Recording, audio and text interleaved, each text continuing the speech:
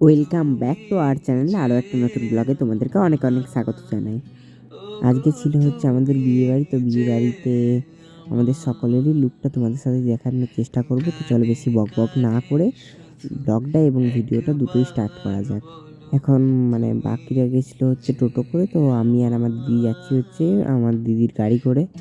তো এই গাড়িটা কার তোমরা অনেকেই জিজ্ঞেস করেছো। এই গাড়িটা হচ্ছে আমার বাবার, বর্তমানে এই গাড়িটা এখন আমার দিদি চালায়। আমিও চালানোর চেষ্টা করেছিলাম কিন্তু পারিনি। তো চলো বেশি বকবক না করে ব্লগের সাথে গল্প করতে করতে আমরা লজে পৌঁছে গেছি। এটা হচ্ছে সেই দিনের কোণে, খুব সুন্দর লাগছিল দিদিকে দেখতে। আর এটা হচ্ছে আমার দিদির লুক।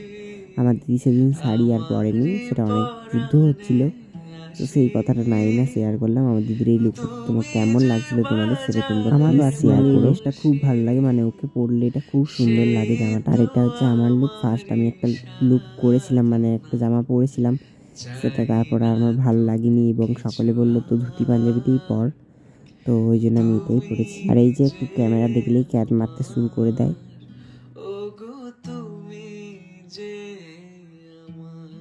আর এটা ছিল ঋষির লুক।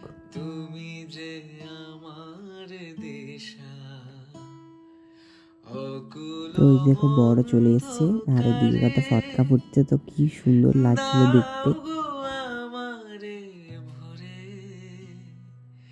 তোমরা আমাকে অনেকেই বলছো তোমার ব্লগ ছাড়তে কেন লেট হচ্ছে। আমার একটু কিছু পার্সোনাল এবং বর্তমান কাজের জন্য আমার এখন ব্লগ ছাড়তে অনেকটাই লেট হচ্ছে, আমি জানি। তার জন্য আমাকে একটু ক্ষমা করো। আর এই যে আমার দিদি এখানে রিলসের ক্লিপ নিচ্ছিলাম, তো যেহেতু খুব একটা ভিডিও নেই সেদিন আমার কাছে, তো ওই জন্য আমার কাছে যত ক্লিপ ছিল তো সব দিয়েই আমি ব্লগটা পোস্ট করার চেষ্টা করছি। এটা ছিল সেদিনের বিয়ের মেনু, তো তোমরা প্লিজ একটু পজ করে দেখে নিও। তো এটা ছিল একটা ভেটকি মাছের আইটেম, তো এটা খুব সুন্দর খেতে ছিল। তারপরে ছিল কুলচা আর চানা মশলা, আমার ঠিক মনে নেই।